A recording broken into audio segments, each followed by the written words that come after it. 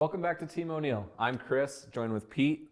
Thank you, Pete, for being part of our series here on Fulfill Your Drive and learning some physical fitness. One of the things I was really excited with you is just the baseline experience and learning the fundamental workouts, right? So I'd love you to take us through the 6 fundamental workouts with a kettlebell. Okay. Yep. And that's we basically I like to start everybody on these 6 fundamental kettlebell exercises because they encompass the whole body, and every movement that really we want to train is trained with these 6 movement patterns. So I really enjoy too the fact that it's one tool, right? yes. So it's from an investment side. You don't need a massive gym. No. You get 1 or 2 different weight kettlebells and you can start here and really build up a good foundation. And you can do them anywhere. Right. And that's it's kind of that's why even in the Russian military, why they use the kettlebell, because they can take it out in the field, they can take it everywhere to train with. So first exercise I like to get people doing is the Turkish Get Up. It's some say it's one of the oldest exercises in the history books. And it's basically a systematic way of getting up and down off the floor, and which is also a great indicator of overall health and even longevity. Okay.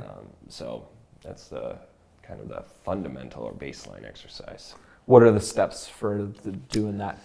So it's actually, the Turkish Get Up is 7 exercises that kind of flow together and are built up. So the first, you start out lying on the ground, essentially in like a fetal position on your side, and you're taking your bottom hand, you're scooping it under the handle of the kettlebell, placing the top hand over it just for safety to start, and then you're rolling over to your back. As you roll to your back, you're pressing the kettlebell hand up to the ceiling, and you're placing your other arm about 45 degrees or so, a little bit more away from your body. And that's component 1 of the 7. So then I usually will have people do that for a couple, 3 reps to just kind of really get it down pat. And then from there, we're gonna drive off the leg. That we're gonna have the same arm that's holding kettlebell, the leg is bent. That foot we're gonna drive into the floor to help push us up onto our elbow on the free arm that's on the ground. From there, we're going to push up to the hand, or we call it a post. And so now the weight is being held or supported by the hand that's on the floor. From there, we can do now a big hip lift. That's going to enable us to bring the straight leg, swing it down behind us, and end up on that knee. And now we're going from there into what is called a kettlebell windmill. So we're going to go from that up to an upright position, half kneeling upright, holding the kettlebell up overhead. And then from there, we stand up, and that's the 7th piece of it. Nice. And then we reverse that. And it's an amazing exercise because it gets that balance between mobility, stability, strength, conditioning. Everything is getting trained, all these qualities at once. Because if you don't have the mobility, you're not going to get into the correct positions, then you're going to work a lot harder than you have to. And so I also use it not only as an exercise, but it's also an assessment tool that I can use to kind of see where a client's at, where they're starting from. Great. What's the next fundamental workout with a kettlebell? So then from there, the next is we have to get the kettlebell, we get into what's called the rack position. So to get the kettlebell from the ground up to here, we do what's called a clean. It's an Olympic lift. You may have seen, if you watch in the Summer Olympics and weightlifting, they'll do the barbell cleans, bringing the weight up to their shoulders. It's just a way, it's the most efficient way to get a weight up to your shoulders, using your hips and your core. And done well, it's a very safe maneuver. It's something that's just a good way to kind of help build your core. Yes, but like any of these exercises, you want some coaching to ensure its safety. Right. Next one. And then so once you've got the kettlebell up to this position, now we can do a front squat. So from there we can go from here, just squatting straight down. It's like we're sitting down between our heels.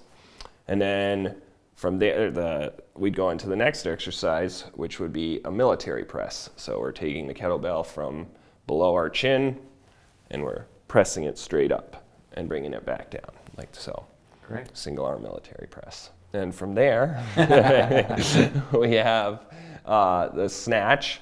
And so the snatch is now, we're getting down from here, and we're bringing the kettlebell up overhead. It's another, you're going to see in the last exercise, we'll say the swing, but the swing, the clean, and the snatch are very similar in the sense that they're all relying on your pop of the hips to bring the weight into the position the final position that you're seeking. I was surprised with that one, watching my arm and wrist with the kettlebell, right? First time I've ever worked with it, it feels dangerous in the sense like I'm about to hurt myself if I do it wrong. Well, it's like a cannonball with a handle on it. Right. So I was like watching out for it as it's coming in at me, but yeah, you got to be strong and hold it above your head. Rule number 1 in kettlebell training is always keep your eyes on the kettlebell. Right. So know where it's at any given time. Right. So And the last one? And well, that would be the swing. And actually, if I was to coach it, I would actually put the swing a little bit earlier on, just because I'd want to teach you how to get that snap of the hips. Okay. So that's essentially, we're holding the kettlebell.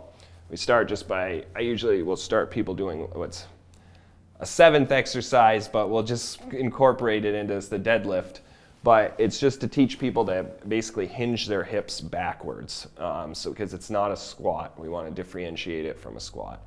So instead of sitting down between the heels like we were with the front squat, now we're going to be pushing our hips back. Like if there was a wall behind us, we're trying to reach it back, keeping the weight on the heels. And then we get the kettlebell. Our arms are just basically like ropes, and our hands just hooks holding the weight. They're not doing any of the work. It's us pushing our hips back and then sharply snapping them up like we're going to jump, but without actually leaving the ground. And that's what's going to propel the kettlebell up and create that momentum. Perfect. And obviously we're a rally school and we're talking about rally training, and we just talked a lot about physical fitness, but this is amazing baseline things that we can do to become better drivers, better race car drivers. If you check out our other video, we talk a little bit about your experience and what you've done in a rally car. But for me, we're definitely well into my physical training, and this is something that you taught me first thing is these steps. And it is amazing. Everything we've done has built on these core tools. That's why I think it's really important that we did this video and that we can teach you guys what my baseline was. And you say you use this with a lot of your other clients. And it's something that I see now that we've done a lot more physical training, that this is very valuable. So we hope this was good for you guys to watch, and we look forward to getting more detailed videos on each one of these steps. But this was just a quick summary video of what it is, the baseline fundamental kettlebell workouts. Absolutely. All right. Well, thank you guys for watching. Please leave a comment in our comment section on if you have any questions on your physical fitness or working out, or even if you need an assessment. Maybe Pete could be available for a quick online assessment if you guys need something like that. So thank you guys so much, and we look forward to chatting soon.